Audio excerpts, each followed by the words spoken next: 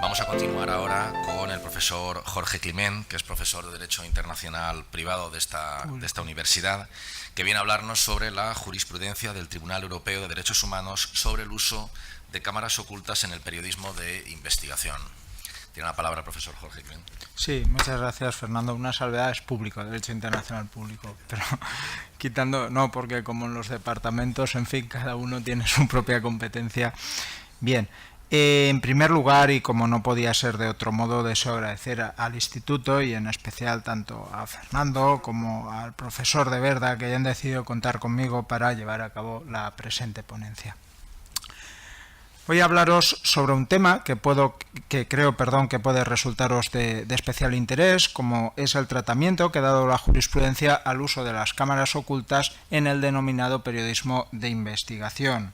Para ello analizaremos la sentencia del Tribunal Europeo de Derechos Humanos de fecha 24 de febrero de 2015 por la que se resuelve el caso Haldiman y otros contra Suiza y la compararemos con la sentencia del Tribunal Constitucional 12/2012 de 30 de enero. Ya os adelanto que el Tribunal Europeo de Derechos Humanos sí que amparó el uso de las cámaras ocultas a diferencia de lo que hizo nuestro Tribunal Constitucional. Pues bien, para comprender correctamente el fallo y los fundamentos jurídicos de cualquier sentencia, lo primero que tenemos que acudir es a los antecedentes de hecho. Así pues, en la sentencia del Tribunal Europeo de Derechos Humanos, los mismos se pueden resumir de la siguiente manera. En la redacción de una productora suiza que elaboraba un programa sobre protección de los derechos de los consumidores y usuarios, se recibieron múltiples cartas de los telespectadores en las que se denunciaban las malas prácticas comerciales llevadas a cabo por los agentes de seguros. A fin de comprobar la veracidad sobre estas denuncias, el equipo de dirección del programa diseñó un plan. Este consistía en que una de las periodistas se haría pasar por una presunta clienta interesada en la contratación de un seguro de vida. Por parte de la productora se preparó un lugar donde se realizaría la entrevista comercial, una sala en la que se colocaron dos cámaras ocultas. Mediante las mismas retransmitirían la grabación a una tercera sala donde se encontraría una periodista y un especialista en seguros encargados de comentar la actuación del agente. Todo se desarrolló según lo previsto y cuando la supuesta visita comercial terminó, la redactora del programa, que estaba en esta habitación contigua que os he dicho, entró en la sala donde se encontraba el comercial, se identificó y le comunicó que toda su interlocución había sido grabada. Asimismo, le indicó que si quería hacer algún tipo de matización, la podía hacer. El comercial asumió toda su interlocución y dijo que no tenía nada más que añadir.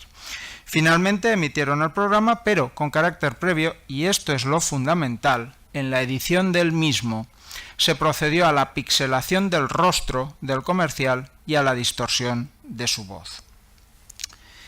No obstante dichas cautelas, a la vista de la emisión del programa en la televisión, el comercial interpuso una denuncia, es decir, acudió a la vía penal. El juzgado de lo penal absolvió a los periodistas, pero vosotros sabéis que estos procedimientos suelen comportar una serie de avatares o de, en fin, peregrinaciones judiciales y el asunto acabó en el Tribunal Federal Suizo, el cual efectivamente sí que les condenó por la comisión de un delito de grabación de conversaciones a terceras personas sin autorización. Ante esta tesitura, los periodistas interpusieron demanda al Tribunal Europeo de Derechos Humanos, por cuanto entendieron que la condena que se les había impuesto por los tribunales suizos suponía una restricción indebida de su derecho a la libertad de expresión. Dicha demanda fue, como os decía al principio, efectivamente estimada por la Corte Europea. Ahora vamos a ver qué argumentos son los que da el Tribunal Europeo de Derechos Humanos para efectivamente considerar que hubo una conculcación del artículo 10. El artículo 10 del Convenio Europeo de Derechos Humanos es precisamente el que recoge la libertad de expresión. Con carácter previo a dictar cualquier sentencia, el Tribunal Europeo de Derechos Humanos lleva a cabo una labor de ponderación de derechos. ¿Entre qué derechos en este caso? Pues entre los derechos del comercial a la propia imagen, a su voz y a su reputación, y el derecho a la libertad de expresión de los periodistas. Generalmente se conoce os lo digo para también que lo sepáis, al derecho a la libertad de expresión de los periodistas como libertad de prensa. En este caso, para inclinar la balanza a favor de la libertad de prensa, el Tribunal Europeo tuvo en cuenta los siguientes factores o elementos. El primero, el interés público o también denominado interés general. Para el Tribunal Europeo de Derechos Humanos, el reportaje se refiere a un tema que presenta un evidente interés general, como es la mala práctica comercial llevada a cabo por los agentes de seguros. Segundo elemento que tiene en cuenta el tribunal para inclinar, insisto, la balanza en favor de la libertad de prensa, que el objeto del reportaje lo constituyen las malas prácticas comerciales y no el agente en sí mismo considerado.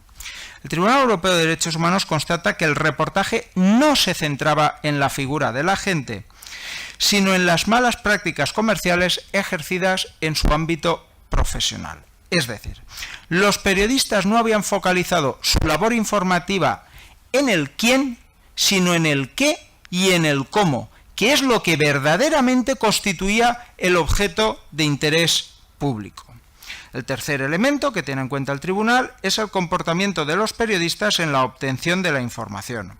El Tribunal Europeo de Derechos Humanos lleva a cabo un interesantísimo análisis sobre el comportamiento de los periodistas y si el mismo respetó la ética que debe acompañar a cada una de sus actuaciones. Así pues, aun cuando admite que el comercial efectivamente pudo sentirse embaucado por parte de la periodista que se hizo pasar por una clienta, también entiende que ello no puede ser considerado como un comportamiento deliberadamente contrario a las normas deontológicas, y más si tenemos en cuenta que nos encontramos ante un tema de evidente interés público y que afecta plenamente a la protección de los derechos de los consumidores y usuarios. Dice el tribunal, este ardid o engaño de hacerse pasar por una clienta resultó ser el medio necesario del que se valió la periodista para poder destapar la verdad del cómo actúan los agentes comerciales de seguros. El cuarto elemento que tiene en cuenta el tribunal es la veracidad. Nadie cuestionó la veracidad del reportaje, no hubo manipulación alguna. El quinto elemento, el modo en que se elabora y emite el reportaje. La grabación se limita a una supuesta negociación contractual entre el agente comercial y la periodista, que se hizo pasar por clienta. Además, muy pocas personas tuvieron acceso a la grabación en sí. Estas son, como ya sabéis, la propia periodista, que se hace pasar por clienta, las personas que se encuentran en la habitación de al lado y los trabajadores de la productora que se encargaron de editar el programa. En cuanto a la emisión, lo más importante para el Tribunal Europeo de Derechos Humanos es que, con carácter previo a la misma, en esta fase de postproducción, el rostro del comercial fue pixelado y su voz distorsionada. Solo se le reconocía el color del pelo, de la piel y la ropa, la cual tampoco presentaba signos distintivos. Además, el tribunal también tiene en cuenta que la reunión no se celebró en el local en el que habitualmente desarrollaba sus funciones comerciales el agente. En resumen, es evidente que ni por el rostro pixelado, ni por la voz distorsionada, ni por el lugar en que se realizó la entrevista comercial, el agente podía ser identificado. El último elemento que tiene en cuenta el tribunal, y que es un elemento que ha tenido en cuenta de una manera totalmente reiterada y continuada en el tiempo, es la sanción penal. La imposición de una sanción penal supone para el tribunal un evidente efecto disuasorio, el famoso chilling effect, que afectaría de lleno a la libertad de expresión, dado que desalentaría a la prensa a que en el futuro quisiera seguir realizando la labor de investigación que le es propia. Todos estos factores, estos 6 factores, son los que tiene en cuenta el Tribunal Europeo de Derechos Humanos para precisamente en este ejercicio de ponderación inclinar la balanza en favor de la libertad de prensa. Como os decía al principio, el Tribunal Constitucional en el año 2012 expuso su tesis respecto al uso de las cámaras ocultas en el periodismo de investigación, llegando a unas conclusiones radicalmente contrarias a las que ha llegado el Tribunal Europeo de Derechos Humanos. La sentencia del Tribunal Constitucional, que nos servirá de referencia, es la número 12/2012 de 30 de enero, habida cuenta que supone el leading case en nuestro país respecto de este tema. Las otras dos, la 24/2012 y la 74/2012, no hacen más que reiterar lo dicho por aquella. Respecto a las semejanzas entre los antecedentes fácticos de la sentencia del Tribunal Europeo y la sentencia del Tribunal Constitucional, merecen ser destacadas las siguientes. La primera, la sentencia del Tribunal Constitucional también se refiere a un supuesto de periodismo de investigación.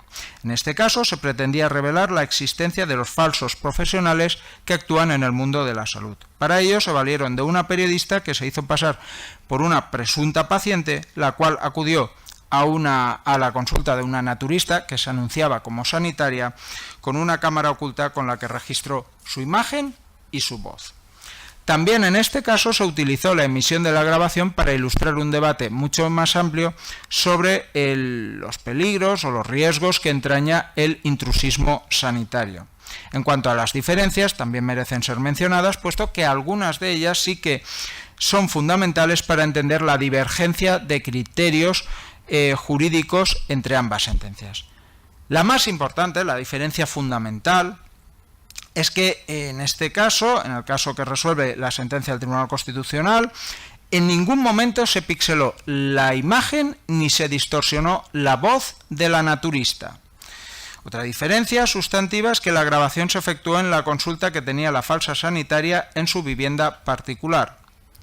Y por último, en este caso, la naturista, a diferencia de lo que ocurrió en el supuesto suizo, aquí la naturista no interpuso una acción penal, sino civil, basada precisamente en la Ley Orgánica 1/1982 por presunta vulneración del derecho a la intimidad, al honor y a la propia imagen. Bien, el juzgado de primera instancia desestimó la demanda por entender que el supuesto de hecho se enmarcaba, y esto me gustaría que prestarais especial atención, en el llamado periodismo de investigación, al que le es consustancial la simulación de la situación, el carácter oculto de la cámara de grabación, así como la no revelación de la identidad periodística al interlocutor.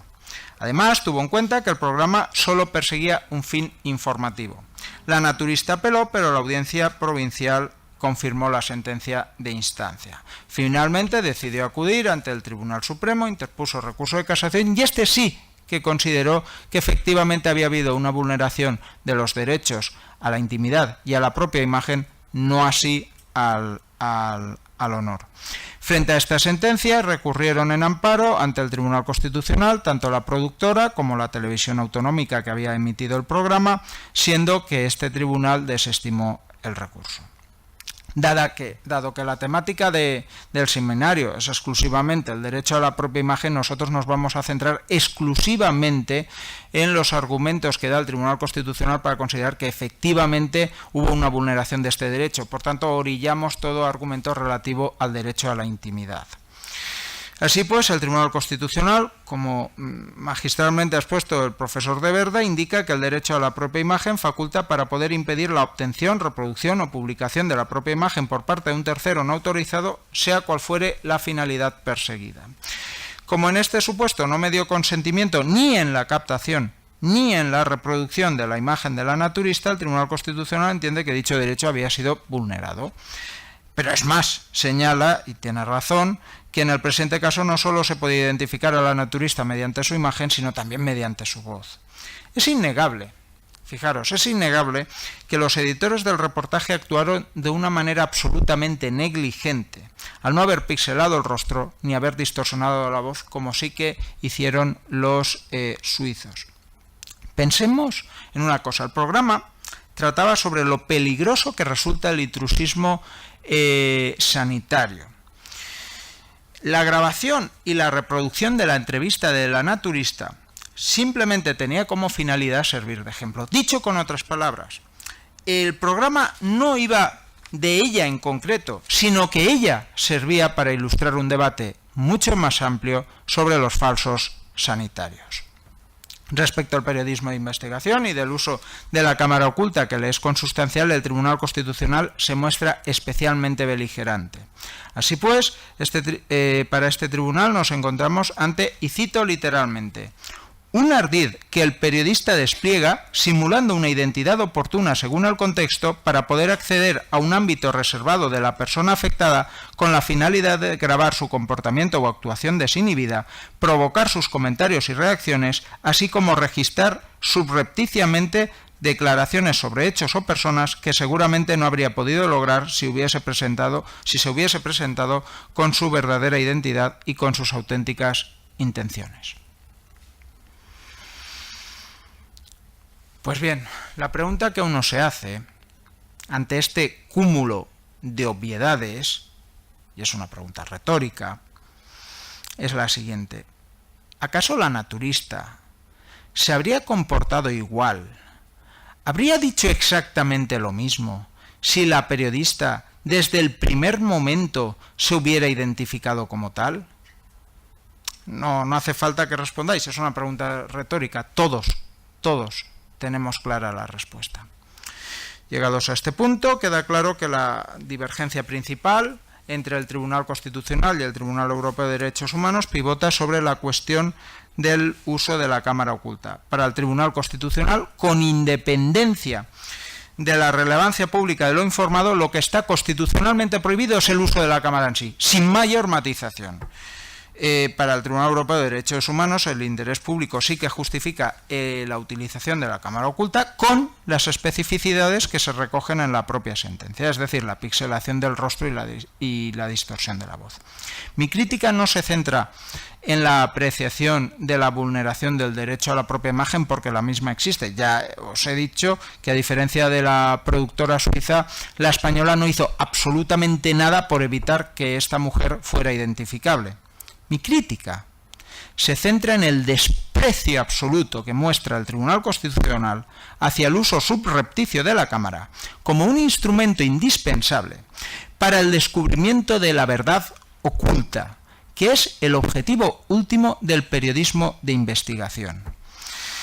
Como acertadamente se desprende de la lectura de la sentencia del Tribunal Europeo de Derechos Humanos, el fin último que perseguían los periodistas era revelar cómo se llevaban a cabo las malas prácticas comerciales y darlo a conocer a la ciudadanía.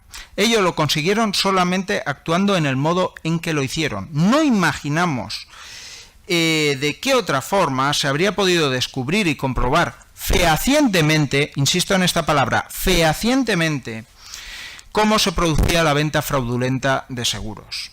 Únicamente mediante la grabación de la imagen y de la voz del comercial, la ciudadanía pudo conocer la verdad. Si negamos la posibilidad jurídica de utilizar dicha técnica, a partir de ahora va a resultar muy fácil negar la verdad sobre unas determinadas manifestaciones, sobre unos determinados hechos o acciones, puesto que nos vamos a encontrar ante dos versiones, la del periodista y la de su interlocutor, sin que sepamos cuál de los dos miente. Para finalizar, simplemente recordaros que la búsqueda de la verdad es, o al menos debe ser, el fundamento de la libertad de prensa. Solo respetando y amparando la misma, el periodismo puede llegar a cumplir su cometido y, de ese modo, quedar garantizado el derecho de la ciudadanía, es decir, el derecho de todos a una información veraz. En la consecución de dicho objetivo, es decir, que la verdad salga a la luz pública, la cámara oculta se convierte en un elemento, a mi juicio, indispensable. Espero que les haya gustado y, por supuesto, estoy a su disposición respecto a las preguntas que me quieran hacer al terminar el seminario. Muchas gracias.